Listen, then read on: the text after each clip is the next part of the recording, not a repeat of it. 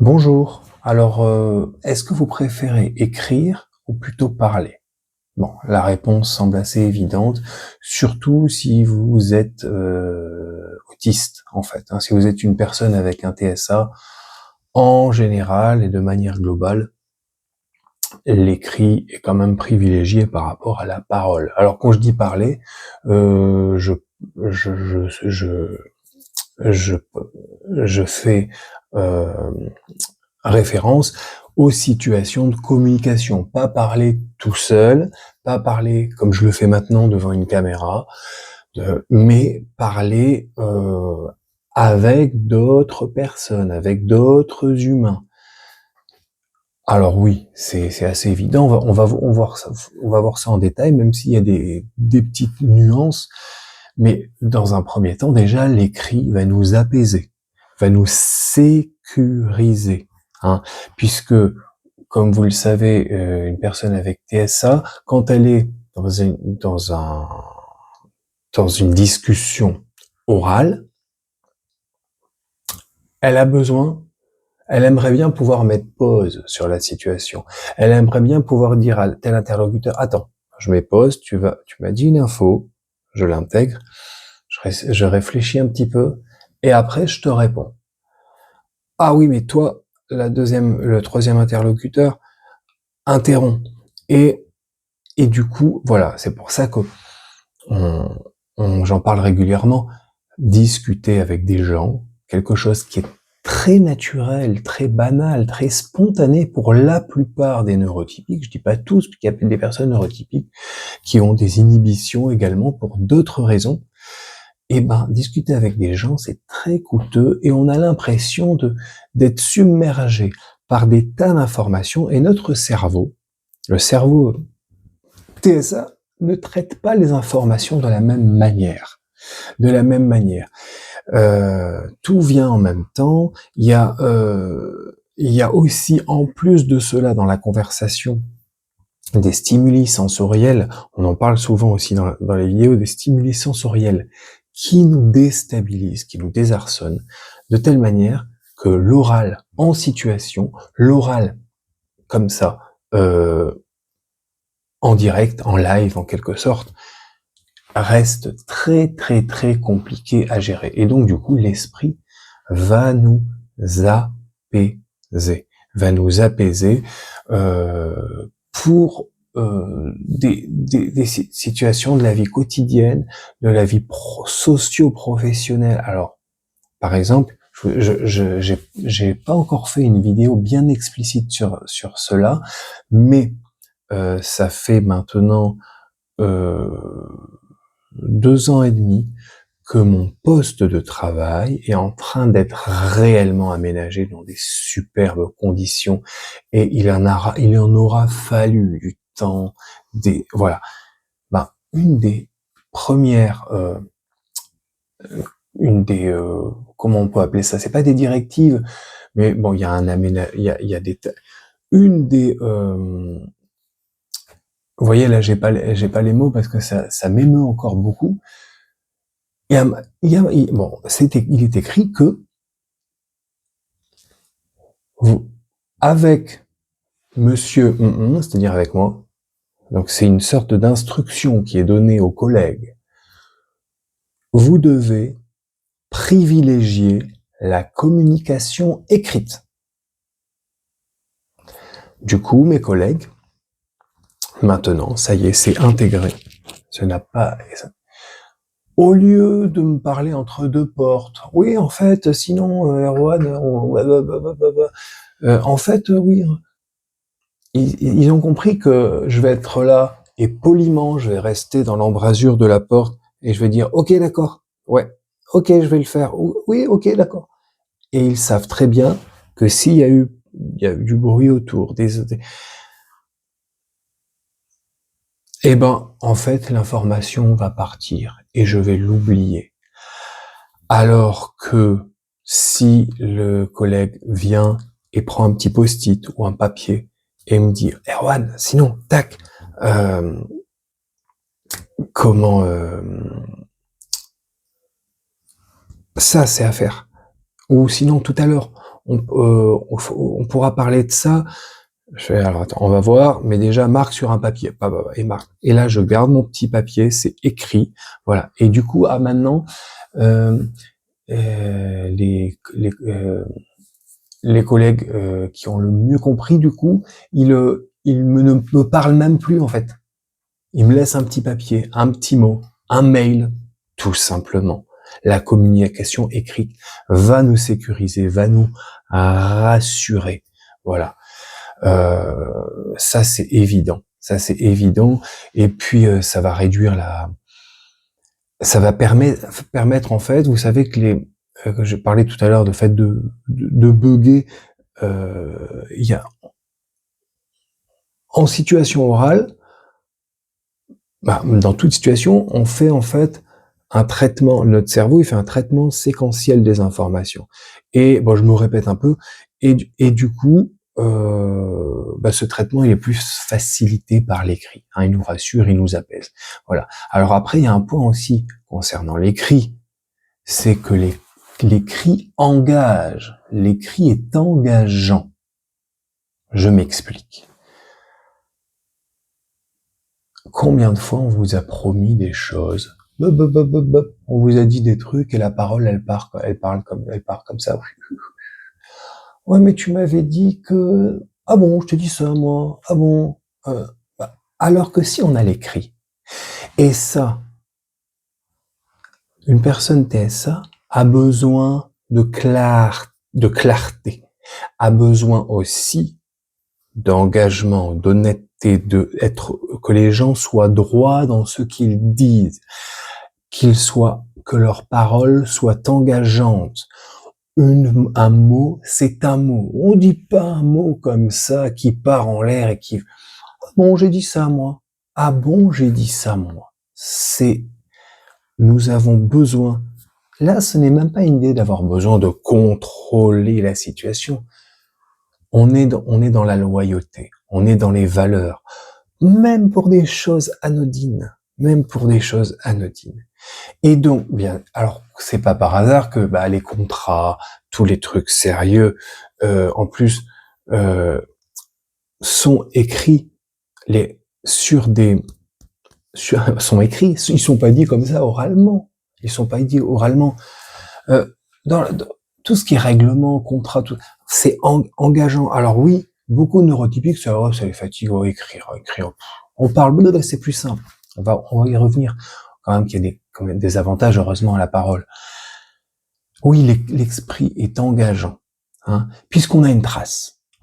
La personne qui nous a dit, oui, en fait, on l'a marqué. Tu te rappelles, nous avions eu un échange de mails. Tu te rappelles, nous avions eu un échange de textos. Je les ai là. C'est dans mon téléphone. T'as dit ça, et en plus ça. Tel jour à telle heure. Ah oui, c'est vrai. Ah ouais. Bon. Et là, la personne en question va réutiliser la parole pour bredouiller n'importe quoi. Non, mais là, je suis dans un mood négatif, si je parle là-dedans. Mais vous comprenez le concept. Je donne un exemple. Vous savez, quand on est dans la cour d'école, alors déjà que les interactions et tout, mais bon, ça vous est déjà arrivé de jouer à un jeu?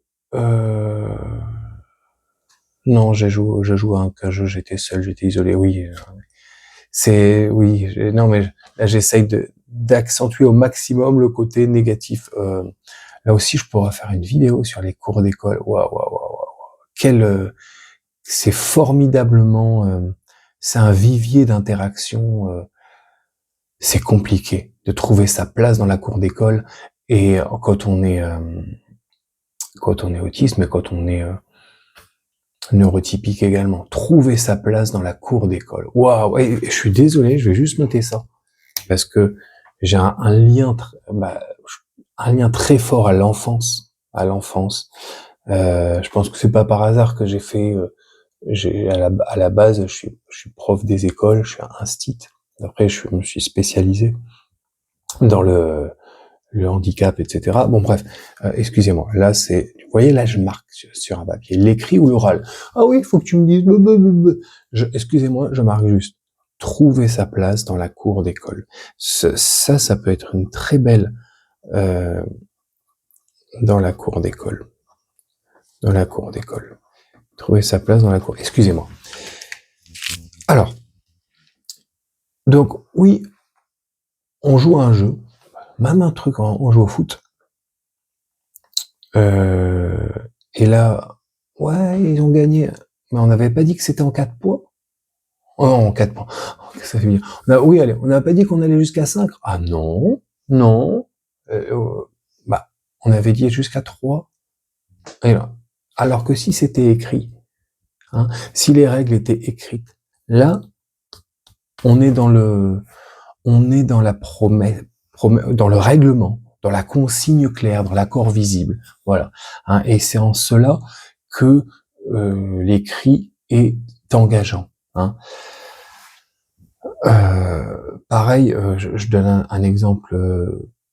En fait, l'exemple de la cour d'école, il était pas bien parce que je parlais de la cour d'école et j'avais la preuve, je me suis distrait, j'avais plein d'idées en tête, des trucs négatifs au possible, dans des en fait, j'avais envie de me bagarrer dans la cour d'école parce que enfin bref, j'ai des souvenirs, ouais, justement de survivre dans la cour d'école. Voilà. Et ouais, excusez-moi.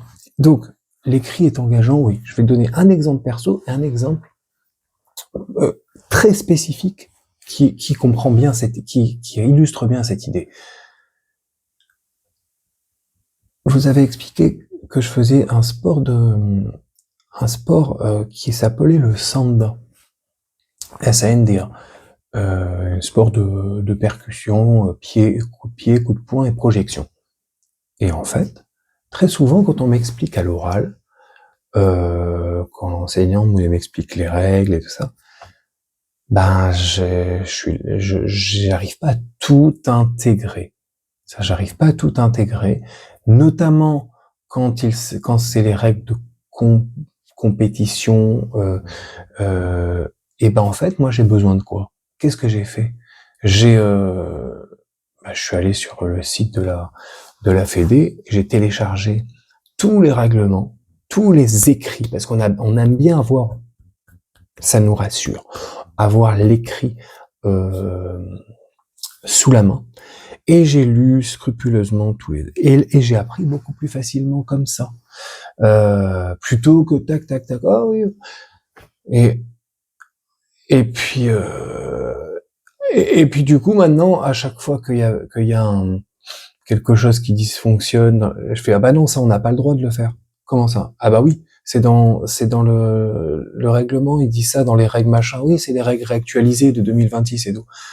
Et voilà. Et du coup, oh bah ah oui, Erwan, il connaît le règlement par cœur. Non, n'importe quoi, je le connais pas par cœur. J'ai lu les règles. Il y a la plupart de. Et voilà. Et enfin voilà. Je sais pas si il était utile cet exemple. Oui, je pense quand même. Alors un exemple qui me plaît beaucoup, c'est, vous savez, par rapport à toujours écrit vs oral. Il y a un truc formidable en Angleterre, dans la House of Commons, la Chambre des communes. Quand ils sont tous à bavarder, là, les politiciens sont tous à parler, tout ça. À un moment, il y a un moment qui arrive. Donc là, c'est voilà, l'interaction summum dans sa quintessence, l'interaction orale, ça part dans tous les sens et tout, comme à l'Assemblée nationale en France, etc. Et ben en fait, il y a un moment qui arrive qui s'appelle le temps des written questions. Les written questions, les questions écrites. Hein. Et là, on pose des questions, soit au Prime Minister, soit aux députés, tout ça. Et du coup, on lui pose des questions, une question. Et donc, c'est une question qui est écrite. Il prend la question comme ça. Et ça, c'est génial. au lieu de répondre tout de suite, oui, alors donc, il la met de côté. Et il répond seulement le lendemain, ou même le surlendemain. C'est-à-dire qu'il a eu le temps d'intégrer l'information, de réfléchir, de penser à quoi dire, quoi écrire. Il a consulté ses conseillers, machin, etc. Il a écrit son petit machin, il a tapé, il a reformulé. Et le lendemain ou le surlendemain, il fait oui, par rapport à la question que tu m'as posée, mon copain là, il y a 2 jours. En fait, voilà, moi je vais te répondre. Et il a pu préparer le truc, bam, et il envoie sa réponse. C'est génial, ça. Ça, c'est vraiment illustratif de la force de l'écrit. Hein. Et du coup, l'idée que l'écrit, ça fait réduire ça permet de préparer, de réfléchir, ça réduit l'anxiété d'une certaine manière. Ça réduit l'anxiété. Voilà. Hein. Et il y a le côté très engageant en plus, parce que là, bam, il dit alors là, ce que je dis, ça sort pas comme ça se passe. Oh, j'ai fait une parole en l'air. C'était des paroles en l'air. C'est très intéressant cette expression d'ailleurs. C'était les paroles en l'air. Eh ouais, mais nous, on n'aime pas les paroles en l'air. On veut que les mots aient leur sens. On veut que les mots aient leur poids, leur impact. Alors, s'il vous plaît, chers amis neurotypiques, quand vous dites des choses, dites-le. Mais il faut que les choses soient alignées avec le réel, avec les réalités. Il faut pas que ce soit des paroles en l'air, parce que ça nous perturbe d'une manière hallucinante. Donc oui, l'écrit forcément est engageant, sécurisant, apaisant par rapport à l'oral. Cependant, il y a quelques petites nuances quand même qu'on va apporter. On est dans un monde, alors c'est vrai que avant que l'écrit soit vraiment d'un point de vue très large, si on dézoome, avant c'était une société de l'oralisation, les contes, dans toutes les cultures orales, les cultures orales. Et je ne renie pas ça, c'est formidable. Bien évidemment, il y a les transmissions, il y a des trucs qu'on m'a dit à l'oral, des chansons par rapport à certains grands-parents qui nous transmettent, je dis bien certains parce que certains qui nous ont transmis des chansons, des expressions,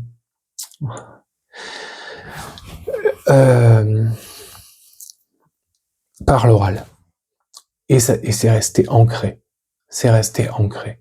Il y a plein de textes qui ont été transmis comme ça, des textes qui ont été transmis à l'oral, de génération en génération, d'âge en âge.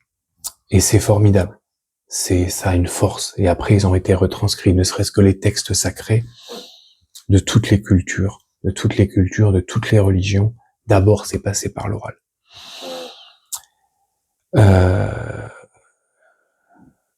Et ouais. Et en fait, après, on est passé à une culture écrite, culture de l'écrite. Aujourd'hui, on dit souvent qu'on est une culture de l'image. Tout est dans l'image. Bon. Mais bien évidemment, les trois sont interconnectés. Oral, écrit, image, voilà. Excusez-moi, j'ai perdu le fil.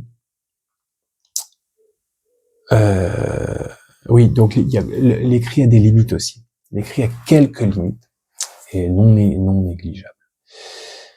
L'écrit peut nous isoler. Voilà, dans ce monde qui va très vite, tout est fluide, l'écrit peut nous isoler. Je vous donne un exemple. Je reviens sur mon travail. Alors oui, c'est bien beau, l'histoire des passer par la culture, par l'écrit. Mais moi, quand j'envoie un mail, quand je veux parler à un collègue ou une collègue. Alors là, c'était avant que j'ai... alors, je parlerai de ça à un autre moment, ce sera une autre vidéo, sinon je repars dans tous les sens. Quand j'envoyais un mail, je dis j'envoyais parce qu'il y a eu des changements. Quand j'envoyais un mail à un collègue, à une collègue, parce que justement, j'arrivais pas à aller la voir ou le voir pour lui parler et tout, c'est super pratique. Tac, tac, tac. Mais le problème, c'est que moi, j'attends la réponse. Il a pas répondu, elle a pas répondu. Et j'attends, et je suis bloqué. Je suis isolé. Je suis en mode solitude extrême. Mais le collègue, lui, les mails pour lui, c'est un outil parmi tant d'autres. C'est pas son outil. Donc du coup, ah bon, j'ai eu un mail, j'ai pas regardé, t'as pas consulté tes mails. Et là, on recrée du stress, on recrée de l'urgence. Donc ça, ce genre de situation nous montre que on est dans on est dans une attente prolongée, il y a une incertitude sociale, un silence angoissant, la non-réponse est angoissante, et du coup, là, on est dans l'idée que l'écrit isole. Et je dirais même plus,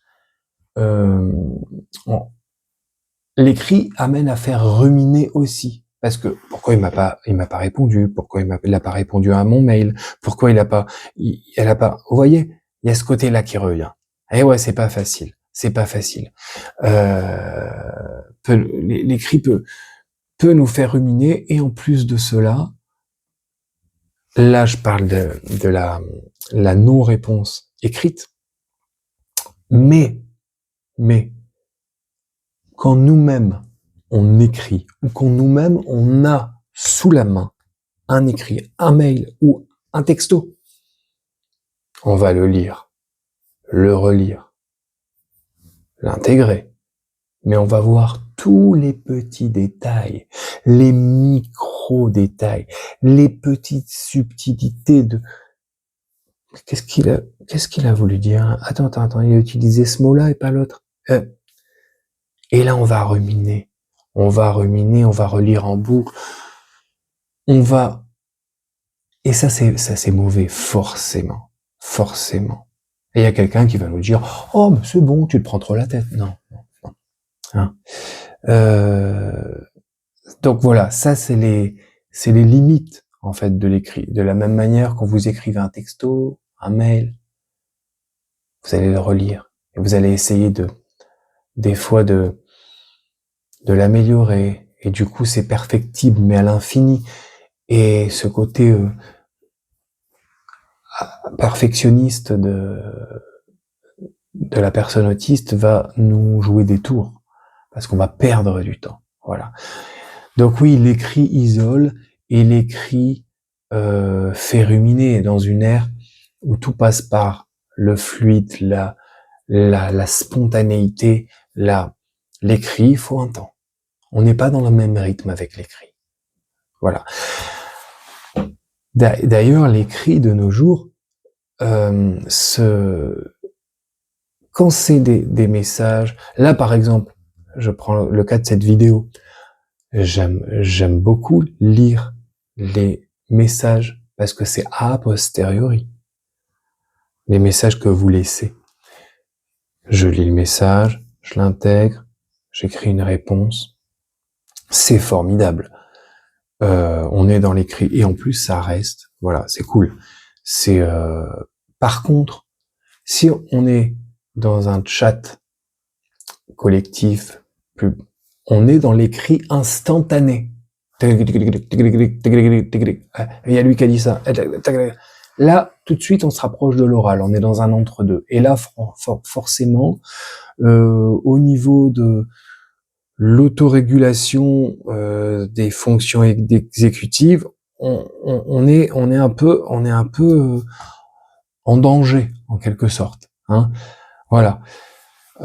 Donc bien sûr, l'écrit, ça reste quand même très c'est une forme, en fait, ça nous permet de compenser nos fonctions exécutives qui peuvent être atypiques, et nous mener à avoir des difficultés dans les interactions avec les gens. Voilà. Hein.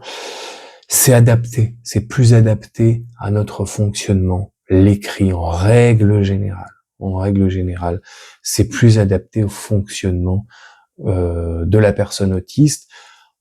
C'est pas même que on pourrait me dire, oui, mais là tu parles des personnes autistes qui savent lire et écrire. Qu'est-ce que tu dis des personnes non verbales qui savent pas lire, qui savent pas écrire?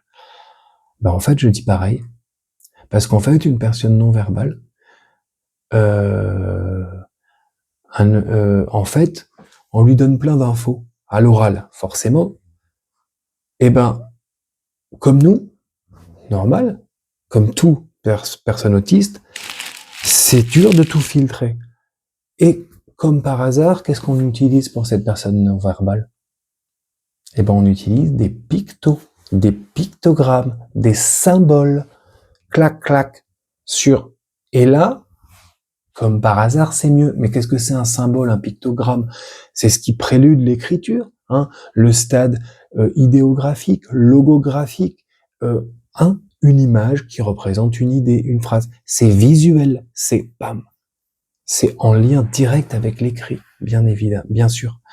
Donc oui, si on devait associer un mot à oral, on dirait urgence, et un mot à écrit, on dirait stabilité, avec toutes les nuances qu'on a pu voir. Oui, je voulais quand même terminer par un truc positif, c'est que l'oral, quand même, il y a des situations où l'oral, c'est bien. L'oral, c'est bien. Et puis, il faut s'y faire. Il faut s'entraîner. On est dans ce monde-là, on n'a pas le choix. Si, comme je disais tout à l'heure, l'écrit isole, si on reste 100% dans l'écrit, c'est mort. C'est mort. On est obligé des fois de parler. Donc, faut qu'on s'entraîne. L'oral est bien quand il est préparé. Quand il est préparé. C'est-à-dire que je fais allusion aussi à la musique. Parce qu'en fait, voilà, il y a deux idées. L'oral, il est bien pour des phrases choc, des phrases directes, pour un dépannage aussi. Hein, je veux dire, ça va pas. On utilise la parole. En plus, quand on a la chance de pouvoir parler, ça va pas. Excuse-moi, ça va pas là. Je suis pas bien. Bon voilà, on va pas dire texto. Je ne suis pas bien. Mais ça, j'en rigole. Mais j'ai été dans ce genre de situation, par écrit, par oral. Oui, ça va pas et tout. Alors que normalement, il aurait fallu prendre le téléphone. Encore un sujet compliqué que j'ai déjà traité en partie dans une vidéo. Ouais, écoute, tu peux venir, ça va pas bien. Alors là, on envoie un texto, on attend. Ben ouais, c'est compliqué. C'est compliqué. Mais l'oral, il y a des situations où l'oral est bien. Oui, on faut retenir quand l'oral est préparé. Quand l'oral est préparé, on prépare notre truc et on balance. On balance notre oral. Ça, c'est bien. Et je faisais allusion à la chanson. J'ai eu des remarques des personnes à qui j'ai fait écouter des chansons. Je disais que je faisais partie d'un groupe de musique. Et c'est moi qui chante. Enfin, là, c'est même pas je chante, c'est plutôt rappé. Et ils me disent, ah ouais, mais t'as l'air super à l'aise, en fait. Oh là là, on dirait pas, mais t'as pas compris, en fait. T'as pas compris que ce qui sort de ma bouche, ce que j'envoie comme ça, tout a été écrit. Les rimes, j'ai travaillé chaque mot, j'ai répété, j'ai passé des heures, des jours, des nuits à écrire, réécrire. Là, c'est pour le plaisir. Hein, on est d'accord, on est dans un intérêt spécifique. Donc cet oral préparé, oui, il est impactant. Bam, bam, j'envoie mes paroles et ça suit. Ah ouais, on pensait pas qu'il était comme ça qu'il disait. Mais justement, quand l'oral est préparé, c'est voilà. Hein, je vais m'arrêter là parce que je sens que je vais pas réussir à m'arrêter sinon. J'ai juste une petite claque, un petit truc qui vient là. C'est les appels en visio, les appels FaceTime en l'oral. Bonjour, en fait, C'est l'enfer, ce truc-là. C'est l'enfer. Encore avec des gens très proches qui savent, qui connaissent toutes nos spécificités, on pose le machin et on vient, on les regarde pas, ils savent qu'on va pas, c'est juste pour. Mais sinon, oui, bonjour, ça va? C'était pour... Waouh, ça coupe tout, là. Ça coupe tout. Là, j'éteins, fou. Désolé, petit souci de connexion. Désolé, petit souci de connexion. Non, non, mais... Et on recourt à l'écrit. Bon, voilà. Je pense avoir abordé comment, à ma manière, pas mal d'idées. On va s'arrêter là. Allez, au revoir. Salut.